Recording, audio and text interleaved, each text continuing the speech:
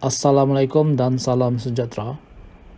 Bagi pembentangan subjek pengurusan latihan dalam organisasi, kumpulan kami terdiri daripada Muhammad Masri, Manswarni, Leslie dan Muhammad Fitri akan membentangkan tugasan kumpulan bertajuk memperkasakan latihan dan pembangunan.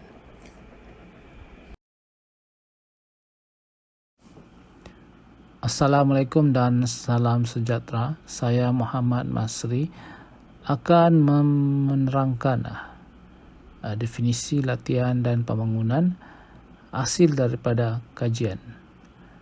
Latihan dan pembangunan dalam perkhidmatan yang diadakan merupakan satu aktiviti terancang secara sistematik bagi menghasilkan peningkatan kepada tahap kemahiran, kepakaran dan ilmu pengetahuan bagi melaksanakan tugas yang dipertanggungjawabkan secara efektif dan berkesan.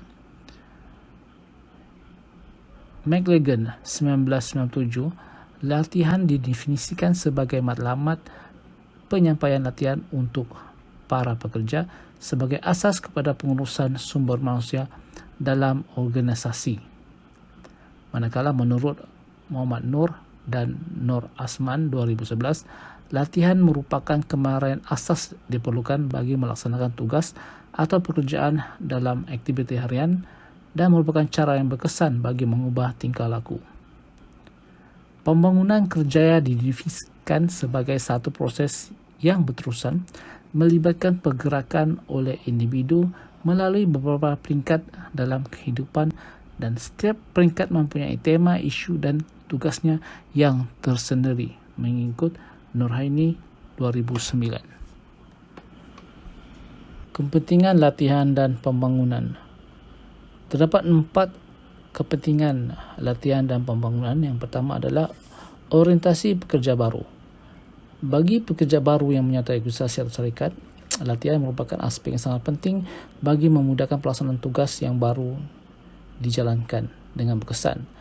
Pekerja baru akan diperkenalkan kepada sistem kerja, kemahiran dan sistem kerja yang baru. Pada peringkat ini, pekerja tidak mempunyai kemahiran dan ilmu pengetahuan bagi menjalankan tugas seperti peraturan, SOP kerja, etika kerja dan kemahiran. Keberkesanan dalam latihan kepada pekerja baru akan melancarkan pekerjaan, mengelakkan kecederaan dan prestasi kerja dalam menjalankan tugas sama ada dicapai atau tidak. Kedua, peningkatan prestasi. Berdasarkan latihan yang diterima akan lebih memberikan pemahaman yang lebih jelas akan tanggungjawab tugas dalam pekerjaan yang dijalankan. Sekiranya terdapat kelemahan dalam menjalankan tugas, latihan dan pembangunan yang diterima akan mengatasi kelemahan yang wujud. Dengan latihan dan pembangunan yang baru, bukan sahaja mampu meningkatkan prestasi diri pekerja, tetapi juga membantu meningkatkan prestasi organisasi bagi menghadapi saingan di dalam industri. Ketiga, peningkatan produktiviti. Pada masa ini, syarikat menghadapi cabaran baru berkaitan teknologi baru di dalam pengeluaran atau penghasilan produktiviti. Penggunaan mesin berteknologi tinggi memerlukan kemahiran dan kepakaran pekerja bagi mengendalikan mesin agar pengeluaran produktiviti dapat dipertingkatkan. Kecekapan dalam menjalankan tugas seringkali dipengaruhi oleh pembaruan teknologi. Pembaruan latihan dan pembangunan yang diberikan kepada pekerja akan membantukan meningkatkan kecekapan, pengendalian dan melancarkan proses dalam memastikan pekerja mempunyai kepakaran dan kemahiran teknologi yang serba moden. Seterusnya, meningkatkan produktivitas pengeluaran bagi menjamin kejayaan dan perolehan syarikat. Yang keempat ialah kepuasan pekerja. Program-program yang dirancang atau dilaksanakan oleh suatu organisasi menunjukkan bahawa kesungguhan organisasi untuk membangunkan pekerja kepada pekerja yang berkemahiran dan mempunyai ilmu pengetahuan yang tinggi mengenai tugas yang dijalankan. Kesungguhan ini menunjukkan diri pekerja sangat diperlukan dan dihargai oleh organisasi.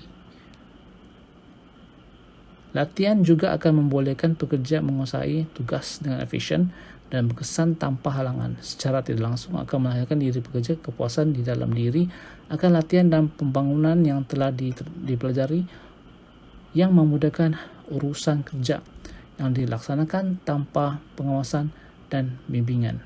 Pengawasan dan bimbingan akan membuatkan pekerja merasa diri kurang berkemahiran dan menghadkan tugas yang dilakukan.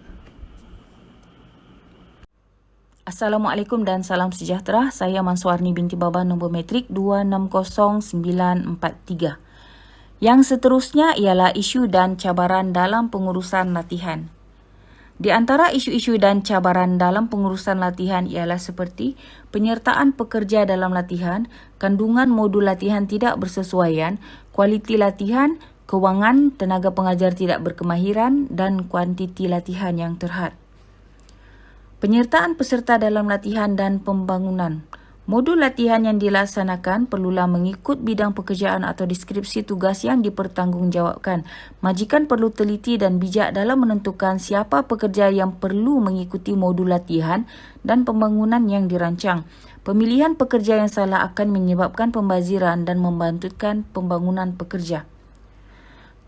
Kualiti latihan dan kandungan modul latihan tidak sesuai.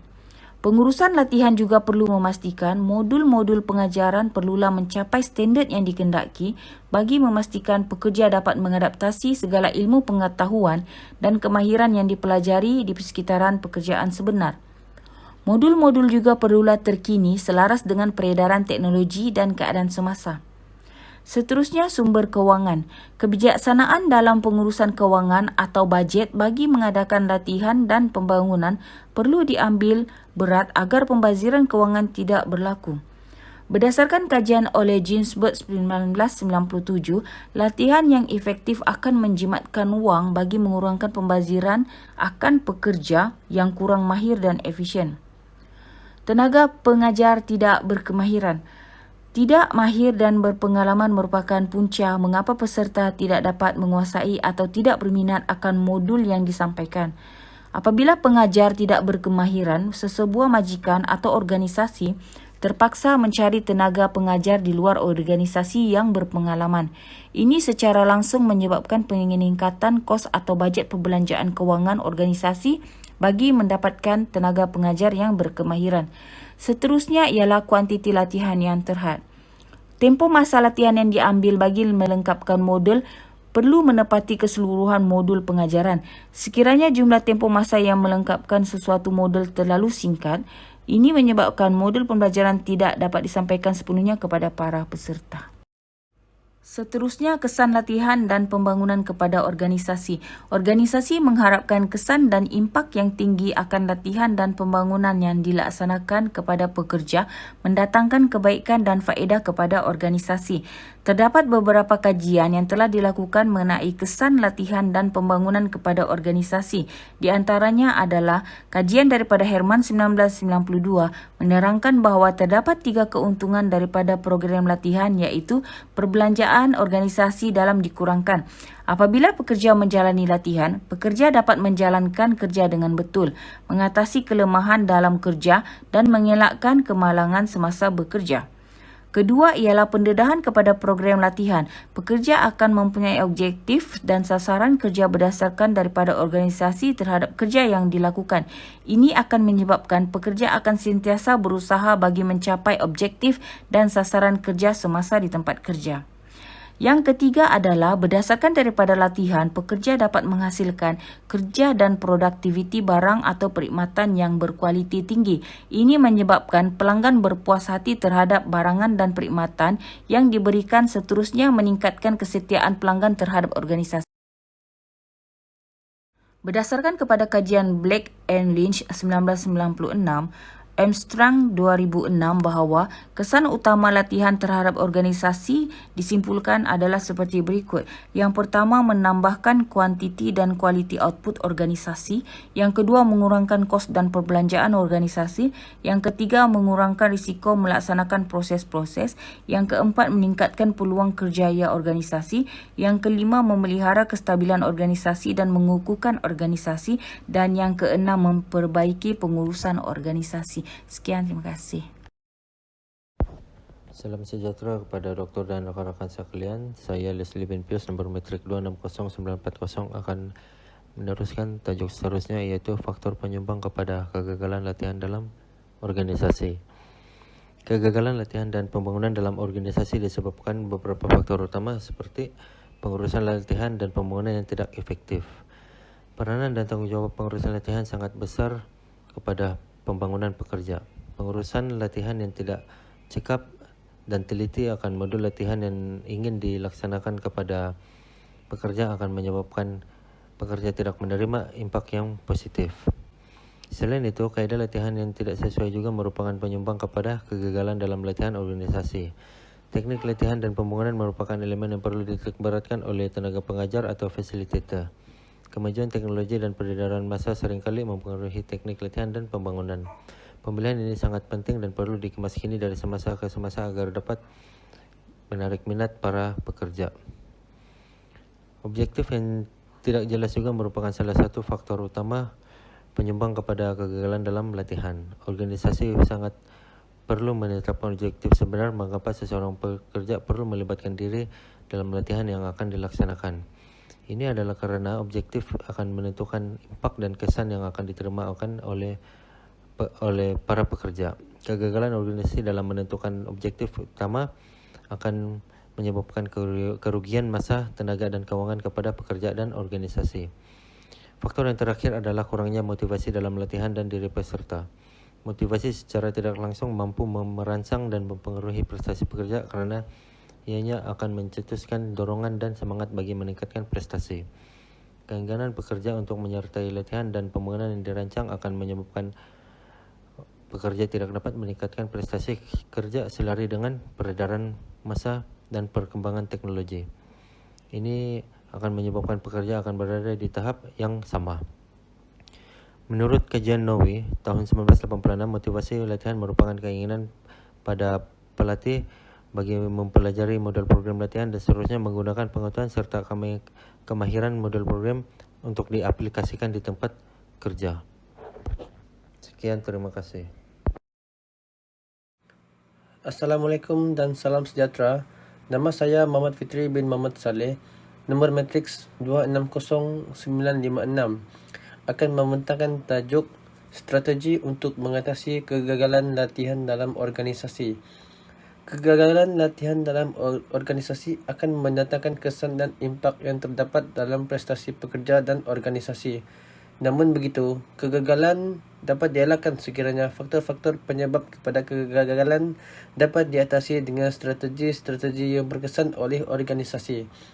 Terdapat 4 strategi telah dicipta dalam mengatasi kegagalan latihan dalam organisasi. Yang pertama, sesebuah organisasi perlu meletakkan pihak yang seharusnya dalam mengendalikan pengurusan latihan.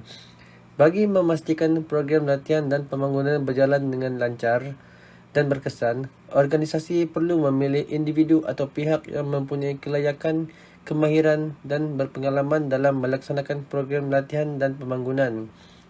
Strategi yang kedua, peranan fasilitator atau jurulatih juga amatlah penting dalam menjayakan program latihan. Pemilihan modul latihan, gaya persembahan dan penyampaian maklumat kepada pekerja merupakan aspek yang perlu dititikberatkan bagi memastikan dan menarik minat pekerja bagi menerima dan memahami pengetahuan dan kemahiran yang berkesan. Strategi yang ketiga pula ialah bagi mewujudkan keinginan dan penyediaan persekitaran yang kondusif semasa program latihan dijalankan. Bagi mewujudkan keinginan, organisasi perlu merancang motivasi yang mampu menarik minat pekerja. Contohnya, pemberian allowance atau kenaikan grade kemahiran berdasarkan latihan. Persekitaran semasa program latihan dan pembangunan juga perlu diambil kira semasa program dijalankan. Contohnya seperti kelas yang selesa, penggunaan peralatan yang baik dan berteknologi, dan makanan serta tempat tinggal yang baik merupakan elemen-elemen yang mampu menarik minat pekerja. Strategi yang keempat iaitu yang terakhir, di mana organisasi perlu menyediakan latihan yang bersesuaian dengan pekerja. Organisasi perlu merancang dengan teliti akan latihan-latihan yang hendak diberikan kepada pekerja berdasarkan kriteria dan prestasi pekerja. Kerana bagi menghadapi cabaran pekerjaan yang akan datang bergantung kepada keberkesanan latihan yang dilaksanakan. Rumusan. Berdasarkan kepada kajian-kajian yang telah dilakukan, didapati bahawa kebaikan latihan dan pembangunan yang telah dilaksanakan oleh majikan atau organisasi banyak mendatangkan kebaikan berbanding keburukan. Seharusnya, majikan atau organisasi perlulah mengambil peluang yang sewajarnya berkaitan latihan dan pembangunan, merupakan salah satu faktor penyumbang kepada membantu mencapai objektif dan matlamat organisasi yang telah ditetapkan.